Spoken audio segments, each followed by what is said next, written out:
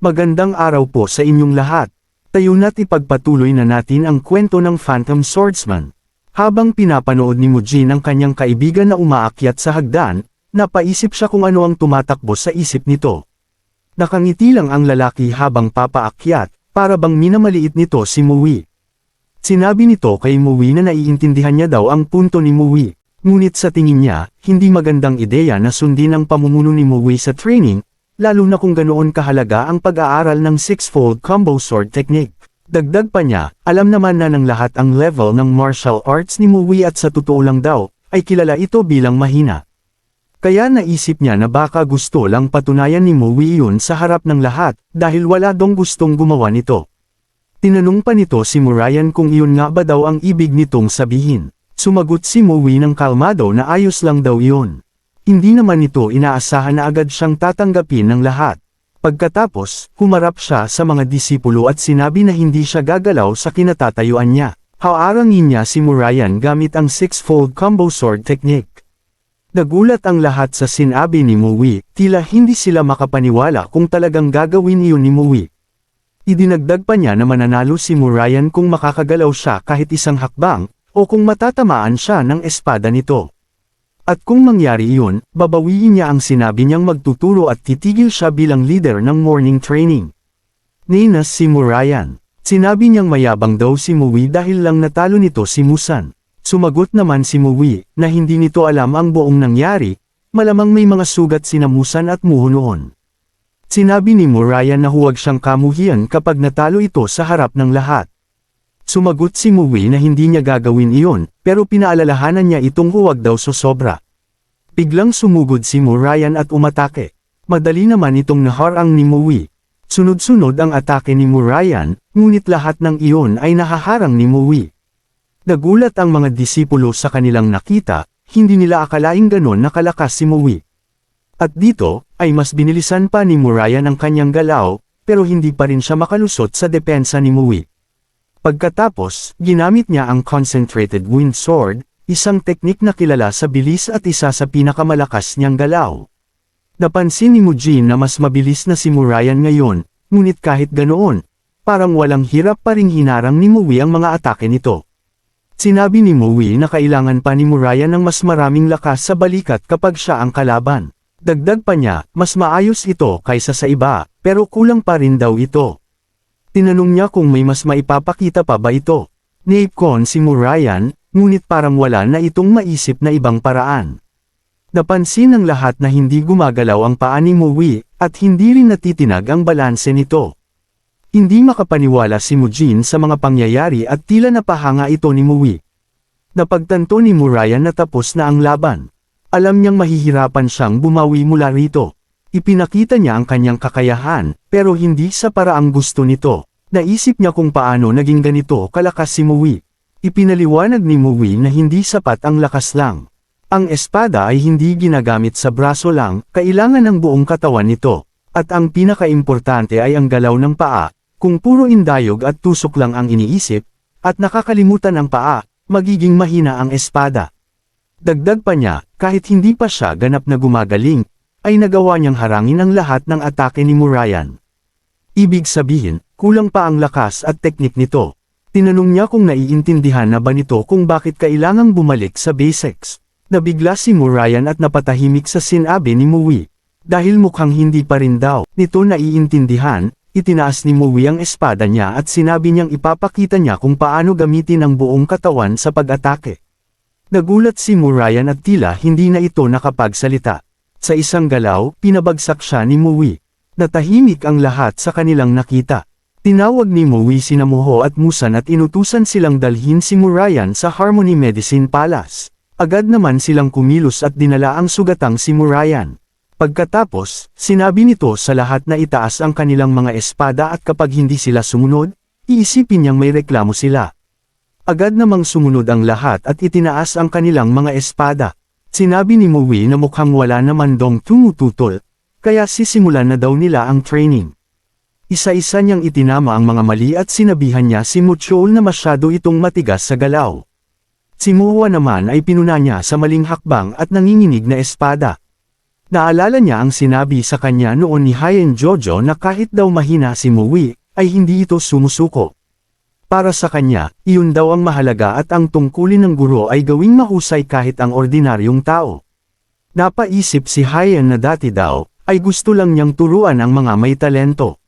Pero ngayon, bilang senior disciple, kailangan itong gabayan ng lahat para walang may iwan sa kanyang mga disipulo. Ito ang daw ang tama para sa kanilang lahat. Hindi pa siya sanay magturo, pero kailangan niyang gawin ito mula sa simula. At napagtanto nitong hindi pala ito madali. Naisip pa niya na sana, kung magkikita silang muli ni Hien Jojo, may libre siya nito ng alak.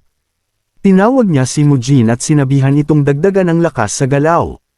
Habang nagtuturo, may naalala siyang isang tao. Umaasa siyang maayos ito. Sigurado siyang hindi ito basta-basta matatalo at sana daw ay maayos ang kalagayan nito. At balang araw, umaasa siyang muli silang magkikita. Sa susunod na eksena, ay makikita ang mga second-generation disciples na may pasa na mga troso sa likod. Dito na talaga nagsimula ang kanilang tunay na training. Alam ni Mui na magiging mahirap ito dahil magsisimula sila sa pinaka-basics.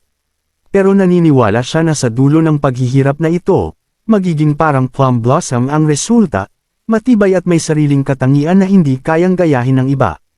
Malayo pa daw ang kailangan niyang tahakin para sa sarili niyang pag-unlad. Lumipat ang eksena kung saan makikita si Mui sa isang pulang kagubatan na puno ng mga puno ng plum blossom. Ang unang hakbang niya para baguhin ang Mount Wasek ay ang pagtaas ng sarili niyang martial realm, para dito, mahalaga ang matalas na pandama. Kapag mas malinaw ang senses, mas napapansin ang maliliit na galaw at pagbabago nito.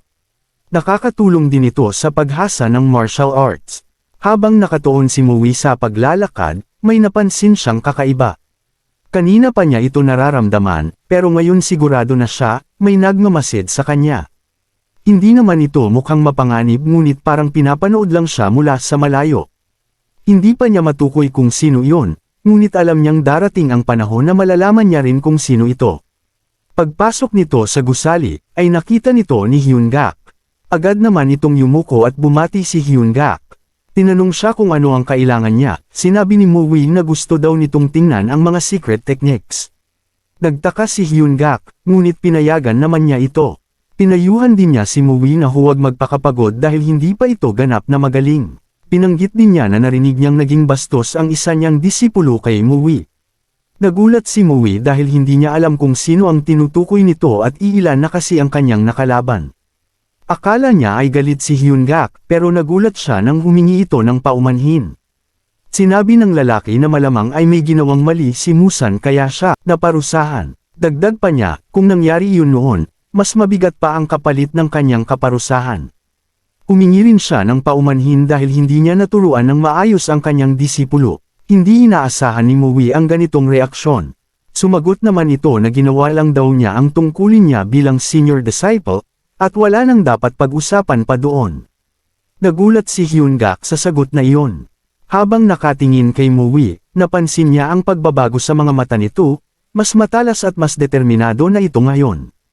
Sa kabilang banda, napansin ni Mui na nakatitig sa kanya si Hyun-gak, at naisip kung may problema daw ba. Pero ang iniisip pala ni Hyun-gak ay ang determinasyon na nakikita niya kay Mui. Sinabi niya na tama ang ginawa nito bilang senior disciple. Pagkatapos ay pinayagan niya itong magbasa. Habang pinapanood siyang umalis, naisip ni Hyun-gak na kahanga-hanga daw na nakabangon si Mui matapos ang pagkawala ng kanyang guro. Lumipat ang eksena kung saan makikita si Mui na nagbabasa ng mga libro. Iniisip nito kung paano niya mapapataas ang kanyang martial realm. Para sa iba, ang martial realm ay lakas lang, pero para sa kanya, hindi iyon sapat. Sa mundo ng Murim, hindi lang lakas ang batayan ng buhay at kamatayan. Mas mahalaga daw ang tamang paggamit ng natutunan, mabilis na pag-iisip, at tamang desisyon sa laban. Dahil dito, ang martial realm ay kombinasyon ng lakas, karanasan, at pag-unawa. Ang tunay na enlightenment ay nakukuha sa patuloy na pag-iisip at pagninilay. Ito ang prinsipyo na sinusunod ng mga pinakamahusay na mandirigma. Kaya ang una dong hakbang ay ang tunay na pag-unawa sa martial arts. Napaisip si Mui kung ano nga ba ang tunay na martial arts ng Mount Wasek. Hindi pa niya ito lubos na nauunawaan. May mga librong hindi pa niya pwedeng basahin dahil ipinagbabawal ito sa mga disipulo. Ginagawa ito para maiwasan ang maling pag-aaral na maaaring makasira sa kanilang chi. Tulad ng ibang sect, mahigpit din ang Mount Hua sa kanilang mga lihim. Naalala niya na sinabi ng kanyang kaibigan na medyo mas maluwag ang Mount Hua, pero nananatili pa rin itong isang kilalang sect. Habang nagbabasa, napansin niya na maayos at sistematiko ang kanilang mga teknik. Nabasa niya ang six-fold combo sword technique, ang pinaka-basic na teknik ng Mount Hua. Pagkatapos, natutunan niya ang tatlong pangunahing teknik, ang concentrated wind sword, ang falling blossom sword, at ang thousand scent sword. Kapag naunawaan ang mga ito, saka maaabot ang plum blossom sword secret technique. Ito ang daan para matutunan ang pinakamalalakas na teknik ng Mount Hua sect. Kabilang dito ang 7 Deadly Plum Blossom Sword, 3-Edged Plum Blossom Sword, at Lucid Plum Blossom Sword. Ang mga teknik daw na ito ang dahilan kung bakit kilala ang Mount Hua sa Murim. Para sa Mount Hua, ang six-fold combo sword ang pundasyon ng kanilang martial arts. Ang tatlong teknik ang susunod na antas, ang Plum Blossom Sword Secrets naman ang mas mataas na antas. At ang pinakamalalakas na teknik ang pinakatuktok. Sa ngayon, nasa gitnang antas pa lang si Mui. Gusto pa niyang umabot sa mas mataas na antas ng martial arts. Ngunit kailangan muna daw niyang makuha ang Plum Blossom Sword. Ito ay isang espesyal na espada na ibinibigay lamang sa mga kinikilalang mahusay, at simbolo ng Mount Hua sect. Saad pa nito, na sana daw ay makukuha niya ito sa lalong madaling panahon. Bigla namang may nagsalita sa gilid ni Mui. Tinanong nito kung gusto daw ba nitong matutunan ang Plum Blossom Sword Secrets. Paglingon ni Mui ay nakita nito ang sect leader. Agad siyang tumayo at yumuko at nagbigay galang sa sect leader. Ipinaliwanag ng sect leader na napadaan lamang siya dahil matagal na dong walang pumupunta dito sa gabi. Tinanong niya kung pwede siyang umupo. Pinaupo naman ito ni Mui. Napatingin si Mui sa labas at napansin nitong gabi na pala, naalala nitong may nagsindi pala ng kandila para sa kanya. Tinanong ng sect leader kung nabasa na ba niya ang mga libro. Sumagot naman si Mui na oo. Tuloy pa ng sect leader na narinig niyang siya ang nagtuturo ng six-fold combo sword technique sa mga second-generation disciples. Tinanong siya kung siya rin ang namumuno sa training nito. Sumagot naman si Mui na oo. Naalala ng sect leader na dati ay nahihirapan si Mui na sumagot kahit sa simple lamang na tanong. Ngayon, malinaw na daw ang pananalita nito. Napagtanto niya na gusto lang niyang siguraduhin kung maayos na si Mui matapos ang pagkawalan ng kanyang guro. Gusto niyang malaman kung hindi ba ito nagpapanggap na okay lang ito. Ipinaalala ni Mui na ang six-fold combo sword technique ang pundasyon ng sect. Sumang-ayon naman ang sect leader sa sinabi ni Mui. Pagkatapos, ay sinabi ni Mui na mali ang naging simula ng training ng second-generation disciples. Nagulat ang sect leader sa sinabi ni Mui. Ipinaliwanag ni Mui na para bang hindi pa sila tunay na nagsisimula at alam niyang alam din ito ng sect leader. Iniisip ni Mui na kung sasabihin niya ang totoo niyang opinyon, ay magkakaintindihan sila ng sect leader. Pero sa isip ng sect leader, mas iniisip niya na mas mabigat pa ang dinadala ni Mui kaysa sa ipinapakita nito. At dito nagtatapos ang ating kwento. At kung nagustuhan nyo ito sanay mag-iwan kayo ng like, at mag-subscribe na din kayo dahil malaking tulong na ito sa ating channel. Hanggang sa muli.